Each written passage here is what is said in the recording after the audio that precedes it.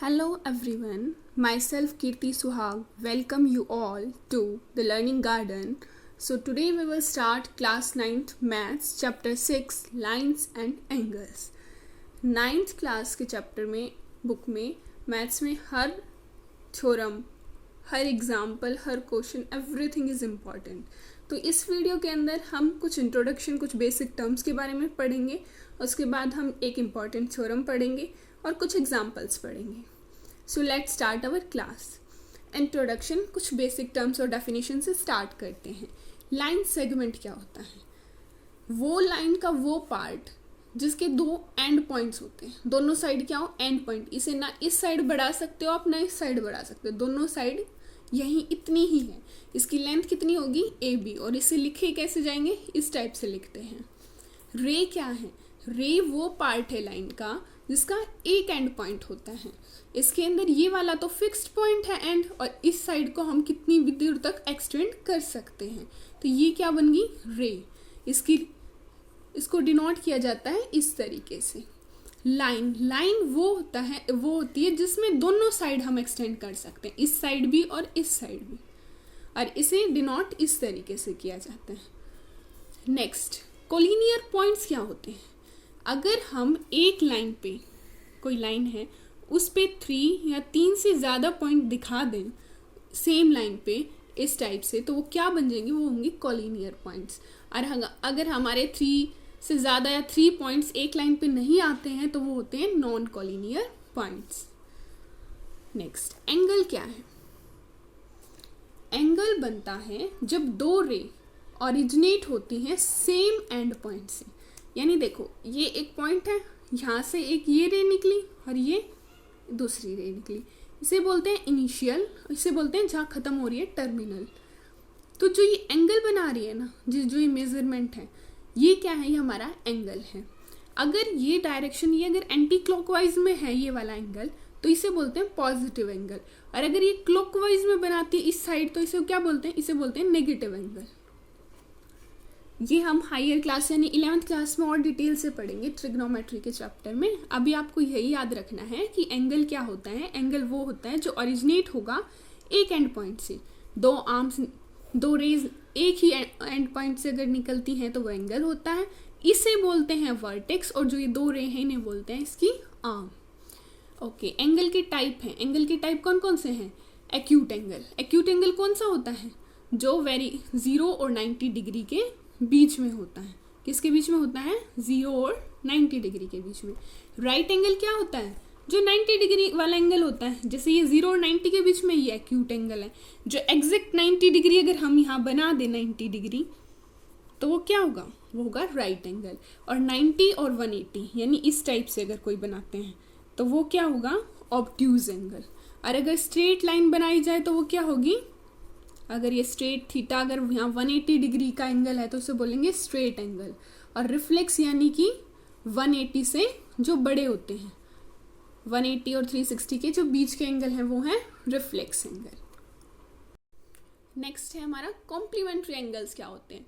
दो होते हैं, एक कॉम्प्लीमेंट्री और एक सप्लीमेंट्री. कॉम्प्लीमेंट्री का मतलब होता है अगर दो एंगल्स को मिला के उसका सम 90 डिग्री आएगा तो उसे बोलेंगे कॉम्प्लीमेंट्री एंगल.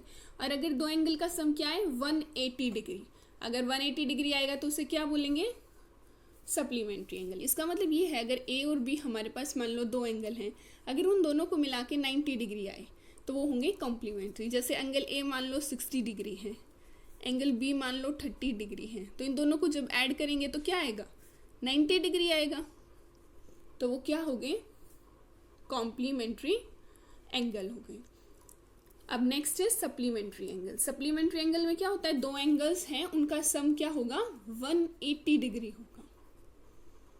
अगर मान लो ये हमारा 120 कुछ ले लें तो दूसरा हमारा कितना आएगा? 60. तो अगर इन दो का सम 180 है तो ये दोनों क्या है? सप्लीमेंट्री. नेक्स्ट टॉपिक है एडजेसेंट एंगल्स. एडजेसेंट एंगल्स क्या होते हैं? अगर दो एंगल, ये जैसे ये दो एंगल आपको दिखाई दे रहे हैं, इन्हें हम एडजेसेंट कब कहेंगे? अगर इनकी वर्टेक्स क्या हो? कॉमन हो. एक इनके पास क्या हो? कॉमन आर्म हो. यानी इस वाले एंगल के पास भी है ये वाली और इसमें भी, तो ये दोनों में कॉमन है. ये वर्टेक्स भी दोनों में कॉमन है. और जो नॉन कॉमन है, जैसे इस वाले एंगल की ये वाली नॉन कॉमन है, यानी इस, और एक ये है, ये दूसरी साइड में हो। इसका मतलब क्या हो गया कि ये हमारी एक दोनों की कॉमन वर्टेक्स है, ये कॉमन आर्म है, और जो नॉन कॉमन है वे एक दूसरे के अपोजिट साइड है। तो ये जो दो एंगल बन गए ये क्या होंगे, एडजेसेंट एंगल्स होंगे। और जो ये दो एंगल बनते हैं ना, इनका सम किसके इक्वल होता है, जो ये नॉन कॉमन आर्म है इनका जो टोटल सम बनाएगा, टोटल एंगल बनाएगा। इसका मतलब क्या हो गया, इसका मतलब ये हो गया जो ये नॉन कॉमन आर्म्स थी इनसे पूरा एंगल बनता है ABC। तो ये जो ABC है ये इन दोनों एंगल्स एडजेसेंट एंगल के सम के इक्वल होगा। नेक्स्ट है हमारा linear pair of angles. Linear pair of angles क्या होते हैं, अगर दो नॉन कॉमन आर्म, देखो जो ये एडजेसेंट एंगल में जो दो नॉन कॉमन आर्म थी ना, अगर ये स्ट्रेट लाइन बना दे, स्ट्रेट लाइन यानी कितना एंगल, 180 डिग्री का। इस फिगर को देखिए, ये जो दो नॉन कॉमन आर्म हैं अगर ये मिलके एक स्ट्रेट लाइन बना दे तो ये जो एंगल बनते हैं ये क्या होते हैं, लीनियर पेयर होते हैं। डेफिनेशन भी यही है, अगर नॉन कॉमन आर्म्स जैसे कि BA और BC वो एक लाइन बनाती हैं तो ये जो एंगल्स हैं इन्हें बोलते हैं लीनियर पेयर ऑफ एंगल्स। और हमें पता है जो स्ट्रेट लाइन होती है वो स्ट्रेट एंगल कितना होता है, 180 डिग्री। तो इसका मतलब angle ABD plus angle BDC किसके इक्वल होगा, ABC के इक्वल होगा। और ABC हमारा पूरा एंगल कितना है, 180 डिग्री है। तो इन दोनों एंगल्स का सम क्या आएगा, 180 डिग्री। इसका मतलब जो लीनियर पेयर ऑफ एंगल्स हैं उनका सम हमेशा क्या होता है, 180 डिग्री होता है। नेक्स्ट है हमारा vertically opposite angle. Vertically opposite angle क्या होते हैं, जब दो लाइन, मान लो एक ये लाइन है और एक ये लाइन है, एक दूसरे को इंटरसेक्ट करती हैं, ABCD, मानो ये किसी O पॉइंट पे कट कर रही है, तो ये क्या बनाती है, दो पेयर वर्टिकल अपोजिट एंगल की बनाते हैं। ये जो एंगल है ये और ये और ये एक वर्टिकली अपोजिट एंगल है, एक दूसरे से अपोजिट है, इन्हें बोलते हैं वर्टिकल। एक पेयर ये हो गया और जो ये वाला एंगल है ये इस एंगल के इक्वल है, तो दो पेयर वर्टिकल। अगर हम इसको एंगल 1 दें, इसको एंगल 2 दें, इसको 3 दें, इसको 4 दें, तो हमारा क्या आएगा, vertical opposite angle angle 1 angle 2 के इक्वल है और एंगल 3 एंगल 4 के इक्वल। इंटरसेक्टिंग और नॉन इंटरसेक्टिंग लाइंस क्या होती है, अगर कोई दो लाइन कहीं किसी पॉइंट पे मिल रही हैं तो वो क्या, जैसे ये लाइन AB है, ये लाइन CD है और ये किसी O पॉइंट पे मिल रही हैं, तो इन्हें क्या बोलते हैं, इन्हें बोलते हैं इंटरसेक्टिंग लाइन। और अगर ये AB और CD दो लाइन अगर कहीं भी नहीं मिल रही हैं तो वो क्या होंगी, वो नॉन इंटरसेक्टिंग लाइंस होंगी। अब इस चैप्टर की एक इम्पॉर्टेंट थ्योरम है जो हम डिस्कस करेंगे, वो क्या है कि अगर दो लाइन इंटरसेक्ट करती हैं एक दूसरे को तो वर्टिकल अपोजिट एंगल क्या बनेंगे, इक्वल। अभी मैंने बताया कि वर्टिकल अपोजिट एंगल इक्वल थे, क्यों थे, उसको प्रूफ यहाँ दिया गया है। ये मान लो हमारी ये एक लाइन है, ये सेकंड लाइन है, ये AB है, ये CD है और ये किस पॉइंट पे मिल रही है, ये O पॉइंट पे मिल रही है। तो हमें क्या प्रूव करना है कि जो ये वाला एंगल है, मान लो ये एंगल 1 है और ये एंगल 2 है, तो एंगल 1 किसके इक्वल है, एंगल 2 के इक्वल है। तो और वापस जो बच गए वो एंगल 3 एंगल 4 के इक्वल है। तो सबसे पहले हम प्रूव करेंगे कि एंगल 1 एंगल 2 के इक्वल है। इसे हमेशा ऐसे लिखा जाता है, टू प्रूव। क्या प्रूव करने वाले हैं हम, angle 1 is equal to angle 2, या फिर हम लिख सकते हैं कि vertical opposite angles are equal. या हम क्या लिखेंगे, vertically opposite angles are equal. देखो आपको AB एक लाइन दिखाई दे रही है, तो AB एक लाइन है, ये बीच में हमारा O पॉइंट है। तो हमने क्या पढ़ा था कि लीनियर पेयर क्या कहता है, या एडजेसेंट पेयर से क्या आ जाएगा, जो एंगल AOB है वो किसके इक्वल आएगा, angle AOD plus angle DOB। देखो इस फिगर में आपको सिर्फ इतना देखना है, ये जो ऊपर की AOB स्ट्रेट लाइन दिखाई दे रही है, इससे एक ओडी एक रे है, तो ये एंगल और ये एंगल, इन दोनों का सम किसके इक्वल होता है? AOB के इक्वल होता है। ये हम एडजेसेंट एंगल में पढ़ के आए, और ये 180 भी होता है क्योंकि ये स्ट्रेट लाइन है। उसके बाद अगर लाइन CD लें तो एंगल COD वो किसके इक्वल हो जाएगा? Angle AOC plus angle AOD। और हमें क्या पता है कि जो लीनियर पेयर से ये किसके इक्वल होता है? ये 180 डिग्री के इक्वल होता है लीनियर पेयर से। और एंगल ये COD पे भी ये पूरी लाइन है, सीधी लाइन है, तो यहाँ भी क्या लगेगा? COD ये सीधी लाइन है, तो यहाँ भी एक क्या लगेगा? लीनियर पेयर से इन दोनों एंगल्स का सम क्या आ जाएगा? 180 डिग्री। देखो ये चीज भी 180 डिग्री है और ये चीज भी किसके इक्वल है? 180 डिग्री। ये मान लो फर्स्ट मान लो, इसे 2 मान लो, तो इक्वेशन 1 और 2 से हमें क्या मिल रहा है? हमें मिलता है कि ये वाली लेफ्ट हैंड साइड अगर राइट हैंड साइड दोनों की इक्वल है तो लेफ्ट हैंड साइड भी दोनों की इक्वल होगी। तो क्या होगा? Angle AOD plus angle DOB किसके इक्वल आ जाएगा? Angle AOC plus angle AOD। AOD इस साइड भी है और AOD इस साइड भी है, तो ये एक दूसरे से क्या हो जाएगा? कैंसिल आउट हो जाएगा। हमारे पास क्या बचेगा? Angle BOD is equal to angle AOC। हमने BOD को क्या माना था? एंगल 1, और एंगल AOC को क्या माना था? एंगल 2। ये हमारे क्या आ गए कि वर्टिकल अपोजिट एंगल क्या आ गए? इक्वल आ गए। तो हम लिख सकते हैं कि इसी तरह सिमिलरली क्या होगा? एंगल 3 किसके इक्वल आ जाएगा? एंगल 4 के। Hence proved. क्वेश्चन समझ में आया? हम अगर इस लाइन को लेते हैं तो इन दोनों एंगल्स का सम 180, फिर हमने ये वाली लाइन ली तो इन दोनों का सम 180। अब ये दोनों में कॉमन आएगी AOD, ये कैंसिल आउट हो जाएगी, तो ये एंगल और ये एंगल बच जाएगा। ऐसे ही हम इसे भी प्रूव कर सकते हैं। अब हम डिस्कस करेंगे एग्जाम्पल 1। एग्जाम्पल 1 क्या है कि जो लाइन PQ और RS है, यहाँ आपको लाइन दिखाई दे रही है, एक PQ है एक RS है, ये O पॉइंट पे इंटरसेक्ट कर रहे हैं, और हमें दिया गया है जो एंगल POR ये वाला एंगल और ROQ ये दोनों की रेशियो दे रखी है, ये 5 है तो ये 7 है। ठीक है। अब इस क्वेश्चन को करने के 2 तरीके हैं और हमें सारे एंगल निकालने हैं। तो एक तो हम क्या कर सकते हैं कि एंगल POR को हम 5x ले लें, एंगल ROQ को हम क्या ले लें? 7x। और हमें क्या पता है कि PQ क्या है? PQ एक क्या है? स्ट्रेट लाइन है। तो ये क्या बना रहे हैं?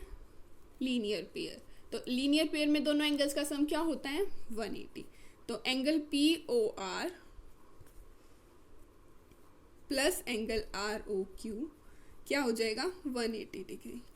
यहाँ से आ जाएगा 5x प्लस 7x क्या आ जाएगा? 180 डिग्री। 12x आ गया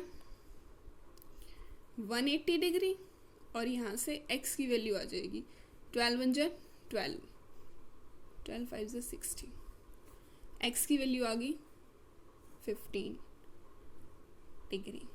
अगर x 15 डिग्री है तो एंगल POR क्या होगा? एंगल POR क्या होगा? 5x, x की वैल्यू 15, 15 5 जा 75 डिग्री। और जो एंगल ROQ है वो क्या है? 7x, वो हो जाएगा 7 को 15 से मल्टीप्लाई करेंगे तो क्या आएगा? 105 डिग्री। तो हमारे पास ये एंगल पता है, तो ये और ये क्या है? Vertical opposite angle. अभी हमने पढ़ा था जब 2 लाइन इंटरसेक्ट करती हैं तो वर्टिकल अपोजिट एंगल क्या होते हैं? इक्वल। तो अगर ये वाला एंगल POR अगर एंगल POR 75 है तो ये वाला एंगल भी 75, और एंगल ROQ अगर ये 105 है तो ये भी 105। तो हमारे पास इस तरीके से चारों एंगल, तो हम इसे इस तरीके से लिख देंगे वर्टिकल अपोजिट एंगल, तो हमारे पास हमारे ये चारों एंगल मिल जाएंगे।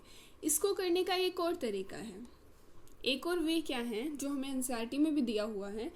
जैसे अगर ये एंगल 5 रेशो 7 दे रखा है। तो ये टोटल कितना हो गया, ये टोटल हो गया 12 हो गया। तो अगर ये 12 बन जाता है, ये 12 किसके इक्वल होता है, पूरी लाइन स्ट्रेट लाइन क्या है हमारी 180 डिग्री के इक्वल है। तो 1 की वैल्यू क्या हो जाएगी 180 डिग्री बाय 12। तो 5 किसके इक्वल है, एंगल POR सॉरी, ये एंगल POR है, ये 5 है। तो यहाँ से 5 की वैल्यू क्या आ जाएगी 180 डिग्री बाई 12 इंटू 5। जब हम इसे कट करेंगे तो भी हमें 75 डिग्री मिलेगा। ये आ गया एंगल POR। ऐसे ही हमारा ROQ, एंगल ROQ ये क्या है 7 दे रखा है। तो यहाँ से 7 की वैल्यू क्या आ जाएगी 1 की ये है, तो 7 की क्या होगी 180 डिग्री बाई 12 मल्टीप्लाई बाई 7। तो इसे भी कट करेंगे तो हमारा आ जाएगा 105 डिग्री। और हमें क्या पता है एंगल POR किसके इक्वल है, जो ये वाला एंगल है ये इसके वर्टिकल अपोजिट कौन सा है QOS।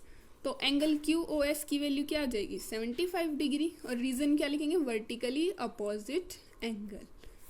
और एंगल जो ROQ है वो किसके इक्वल हो जाएगा, ये वाला, ये ऊपर वाले POS के, वो आ जाएगा 105 डिग्री।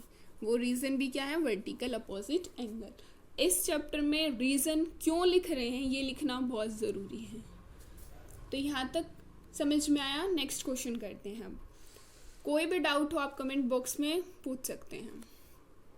अगला हमारा एग्जाम्पल 2 है। एक फिगर में रे दे रखी है OS। इस लाइन POQ पे है। POQ क्या है, एक स्ट्रेट लाइन है, उसके ऊपर OS एक रे बनी हुई है। और OR और OT एंगल बाइसेक्टर है। इस एंगल को, ये वाला एक आपको एंगल दिखाई दे रहा है POS, इसको ये OR बाइसेक्ट कर रही है, एंगल को बाइसेक्ट कर रही है। और OT SOQ इस वाले एंगल को बाइसेक्ट कर रही है। बाइसेक्ट करने का मतलब क्या होता है, इक्वल पार्ट्स में डिवाइड कर रही है। POR ROS ये जो पूरा एंगल था POS, इसको इस OR रे ने इक्वल पार्ट में, यानी जितना ये है उतना ही अब ये है।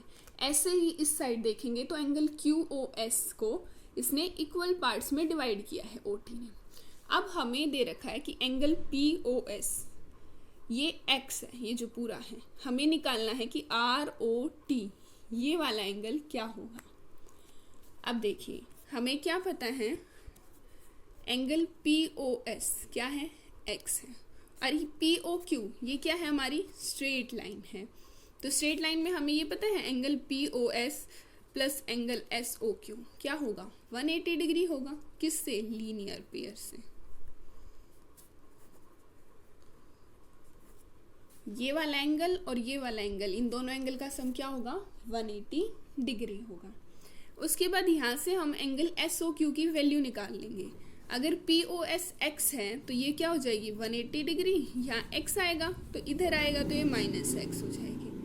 ठीक है, तो SOQ आ गया, ये हमें पता है और ये हमें पता है। अब हम क्या करेंगे, एंगल OR क्या है, एंगल बाइसेक्टर है। एंगल बाइसेक्टर क्या करता है, इक्वल पार्ट में डिवाइड करता है। तो इससे क्या आ जाएगा कि angle POR is equal to ROS, और वो किसके हैं, half of angle POS। Angle bisector क्या कहता है, जो ये वाला एंगल है पूरा, इसको इक्वल पार्ट में डिवाइड करता है। ये इसके इक्वल, ये दो एंगल इक्वल, और ये पूरे एंगल के क्या हैं, आधे हैं। तो इसे हम ऐसे लिखेंगे। उसके बाद हमें पता है जो हमारा OT है वो भी क्या है, एक एंगल बाइसेक्टर है। किसका, ऑफ एंगल SOQ का। तो ये क्या कहता है SOQ, इसको इक्वल पार्ट में डिवाइड करेगा तो एंगल SOT, एंगल SOT किसके इक्वल आ जाएगा TOQ के। और ये किसके हाफ के इक्वल होगा, एंगल, पूरे एंगल के हाफ के इक्वल होगा। यहाँ तक समझ आया। उसके बाद हम क्या करते हैं, हमें वैल्यू किसकी निकालनी है, एंगल ROT की। तो हमें ROT जो निकालना है उसे लिखेंगे, एंगल ROT। एंगल ROT होगा क्या, एंगल ROS और SOT, इनको ऐड कर दे तो बनेगा ROT। यहाँ से फर्स्ट क्वेश्चन, इसे फर्स्ट इक्वेशन मान लो, इसे सेकंड मान लो, या आप 3 मतलब 1 2 इसे मान के 3 4 इसे मान लेना। आर ओ एस की यहाँ से वैल्यू क्या है, half of angle P O S, तो यहाँ से पुट करेंगे half of angle P O S. Okay, और एस ओ टी इसकी जो वैल्यू है वो क्या है, half of angle S O Q. इसकी वैल्यू अगर हम स्टार्टिंग में हमें दी हुई है पी ओ एस तो क्या है, एक्स है, तो पी ओ एस की जगह क्या पुट कर देंगे, एक्स पुट कर देंगे, तो ये आ जाएगी x/2। और एस ओ क्यू हमारा क्या आया था 180 माइनस एक्स, तो यहाँ क्या पुट कर देंगे 180 माइनस एक्स। तो यहाँ से क्या आ जाएगा, इसे सॉल्व करेंगे जब x/2 प्लस 2 को इससे डिवाइड करेंगे 90 माइनस x/2, तो यहाँ से इसे कैंसिल करके हमारी जो वैल्यू आ गई वो आ गई 90 डिग्री। तो एंगल आर ओ टी क्या आ गया 90 डिग्री। तो ये क्वेश्चन यही कंप्लीट होता है। Last example, example third. इस फिगर में देखो आपको क्या दिखाई दे रहा है, ओ पी एक रे है, ओ क्यू है, ओ आर है, ओ एस है, 4 रेज दे रखे हैं और हमें बताना है ये जो सारे एंगल बन गए, angle P O Q, Q O R O S, S O P, इन सब का सम क्या है 360 डिग्री है। तो उसके लिए हम एक कंस्ट्रक्शन करते हैं, हम जो ये लाइन दिखाई दे रही है ना इसे सीधे ही बढ़ा लेते हैं। ये हम यहाँ कोई पॉइंट लेते हैं, उसका नाम दे देते हैं टी या कुछ भी दे सकते हैं, P Q R S T दे दिया। तो अगर ये लाइन सीधी है, हम अगर क्यू टी एक लाइन है तो ये क्या बन जाएंगी, ये एंगल और इन एंगल का सम क्या होगा 180 डिग्री। ये क्या बनेगा लीनियर पेयर। तो angle T O P plus angle P O Q is equal to 180 degree. और ऐसे ही हम क्या लिख सकते हैं, T O S plus S O Q, linear pair. Reason लिखना बहुत ज़रूरी है। इसी तरीके से इसे 1 नाम दे दो और सेकेंड लाइन क्या बन जाएगी, एंगल टी ओ एस और एस ओ क्यू, ये वाला और ये पूरा angle, angle T O S plus angle S O Q, वो भी क्या हो गया 180 डिग्री। ये हमारा लीनियर पेयर है।